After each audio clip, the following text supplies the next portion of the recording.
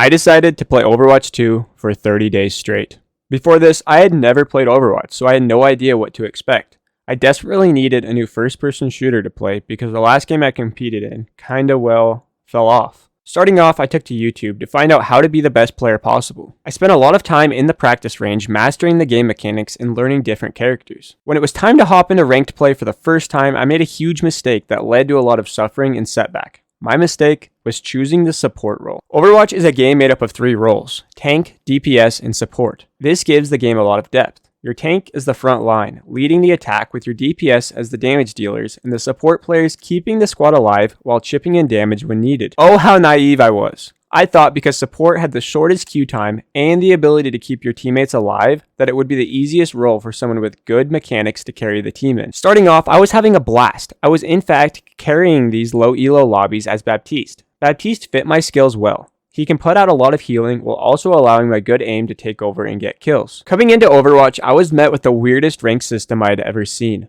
A system that doesn't show you a skill rating or your rank changing after every game. It requires you to rack up 7 wins or 20 losses to see a change. Sometimes your rank won't even change at all. This is definitely a psychological scheme cooked up by Blizzard to make you play their game more. After getting my first 7 wins, I expected to be placed bronze since I did not have any previous MMR history from Overwatch 1. To my surprise, I was placed silver 5. I continued to progress my way through silver. The majority of my time was spent solo queuing, and I started to realize why people call Overwatch players NPCs. I was getting the stupidest of teammates that would cause me to lose games that were easily winnable. Dealing with teammates and trying not to tilt was definitely the hardest part of this challenge. This was the first time Blizzard had failed me. The matchmaking system is completely broken. I did some research and found lots of similar stories of how matchmaking was broken. Low ranks and high ranks are getting matched together, making the matches extremely unbalanced and unwinnable at times. Yet another fault of Blizzard.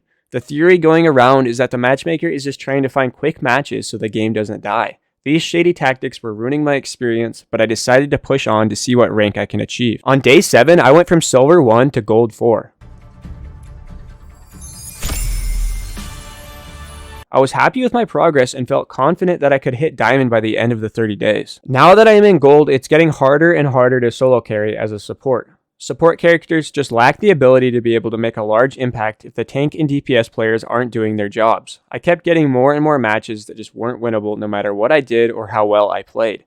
This is when I realized solo queuing support was a mistake. Since I was already in gold, I decided to stay on support and just keep pushing through. As I push through gold, it feels as if my teammates are getting worse and worse. I reached 7 wins twice without receiving a rank up. As you can imagine, my morale was on the decline. I decided it was time to start VOD reviewing my gameplay to see where I need to improve. In doing this, I found lots of things to improve and learned a lot. However, I noticed that even if I had played these matches perfectly, it would not have made us win. Yet another example of my mistake in choosing the support role. Around day 15, I finally ranked up to Platinum 5. I was super excited to hit Platinum, especially only halfway through the challenge. This meant I had a whole 15 days to go from Platinum to Diamond.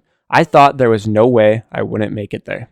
Shortly after, I got stuck at Plat 4. I got a whole 7 wins in a row without losing, and I didn't rank up at all. My games were actually going pretty well, but my rank wasn't changing. And then, out of nowhere, my dreams were crushed. I deranked from Plat 4 to Gold 3. Now I was not at 7 wins or 20 losses, so I shouldn't have received a rank change. The game had just randomly decided to derank me for no reason. All hope of reaching Diamond was gone.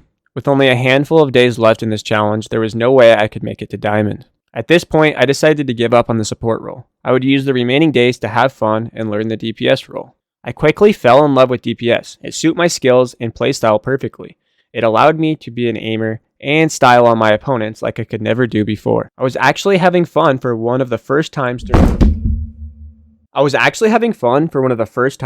this challenge. Now, this challenge did not go as planned, but at least I found a role where I belong. I am looking forward to grinding ranked DPS in a future season. If you did enjoy this video and want to see more videos like it, then make sure to subscribe. If you want me to try a challenge like this on another game, then comment what game you think I should do it with next. Thanks for watching, and I'll see you in the next one.